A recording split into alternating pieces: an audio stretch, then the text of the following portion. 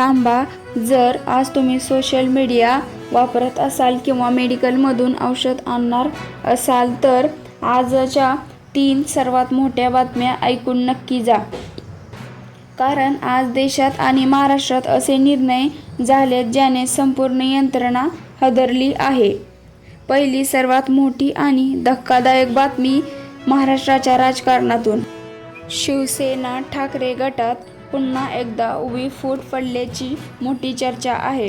सूत्रांच्या माहितीनुसार ठाकरे गटाचे 6 ते 7 खासदार आणि 14 ते 16 आमदार थेट एकनाथ शिंदे यांच्या शिवसेनेत जाण्याच्या तयारीत आहेत.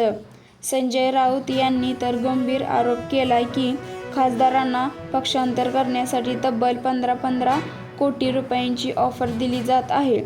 अवघ्या 2 दिवसांवर शिवसेनेचा वर्धापन दिन असताना ठाकरे गटावर आलेलं हे संकट राजकारणाला कोणतं नवं वळण देणार याच्याकडेच लक्ष वेधलं आहे. दुसरी मोठी बातमी तुमच्या मोबाईलशी संबंधित. जर तुम्ही टेलिग्राम वापरत असाल तर भारतात टेलिग्राम सेवा 22 जून 2026 पर्यंत तात्पुरती मर्यादित करण्यात आली आहे. नीट UG परीक्षेच्या सुरक्षेसाठी सरकारने हा ऐतिहासिक निर्णय घेतलाय.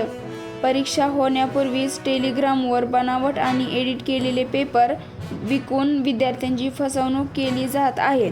धक्कादायक म्हणजे टेलिग्रामचे मेसेज एडिट करण्याचे फीचर सुद्धा 30 जूनपर्यंत बंद करण्यात आले आहेत.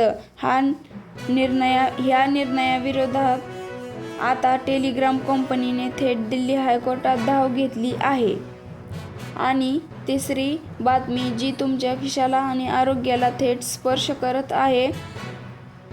केंद्रीय आरोग्य मंत्रालयाने ड्रग्ज नियमांमध्ये मोठा बदल केला आहे. आता मेडिकल स्टोअरमधून खोकल्याच्या सिरपसह कोणतंही औषधी सिरप खरेदी करण्यासाठी डॉक्टरांचे प्रिस्क्रिप्शन अनिवार्य करण्यात आले आहे.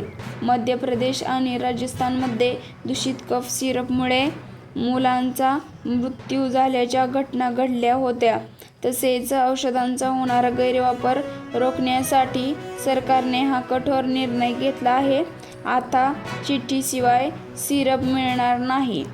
मित्रांनो, टेलिग्रामवर घातलेली ही बंदी योग्य आहे का आणि राजकीय पक्षांमधील या फोडाफोडीवर तुमचं मत काय आहे? आम्हाला नक्की कमेंट करून सांगा. अशाच ताज्या आणि वेगवान घडामोडींसाठी आपल्या चॅनेलला सबस्क्राईब करा आणि लाईक करा. जय हिंद, जय महाराष्ट्र.